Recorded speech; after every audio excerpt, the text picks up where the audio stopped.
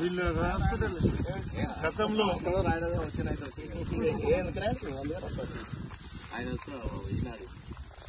ఇది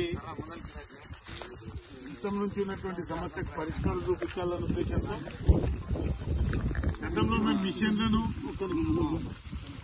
గతంలో ఒక 1/2 కిలోమీటర్ కాలువ పెండింగ్ ఉంటే దాన్ని పూర్తి చేయించడానికి పైనుంచి క్లియర్ చేసుకుంటూ వచ్చినాం.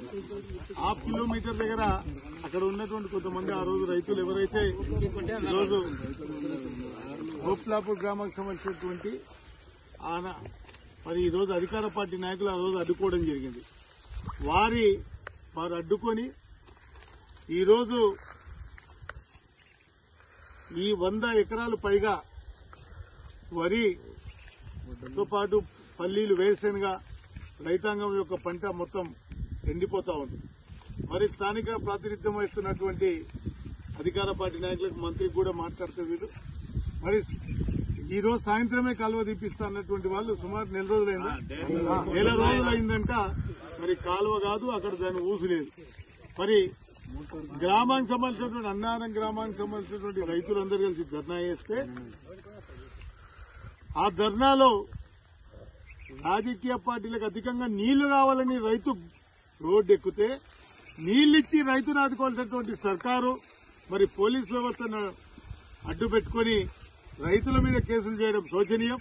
నేను జిల్లా ఎస్పీ గారికి కోరుతా ఉన్నా, చేసిన ఒకవేళ నిజంగా మీకు ఏదైనా కేసులు చేసి ఉంటే అందులో పార్టిసిపేట్ చేసిన అందరి మీద కేసులు చేసి ఉంటే బాగుండేది.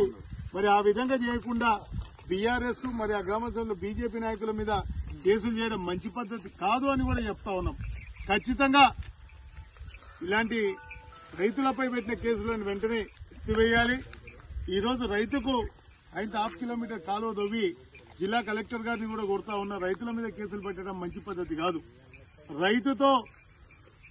రైతును అన్యాయం చేసిన ఏ సర్కారు కూడా మనగడ సాధించలేదు.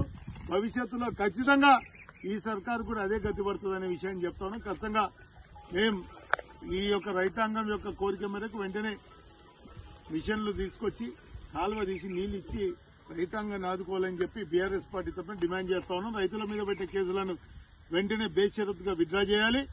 మరి ఈ రోజు కేసులు పెట్టడంలో కూడా మీరు చూపించిన పక్షపాత ధోరణిని తీవ్రంగా నిరసిస్తా ఉన్నాం.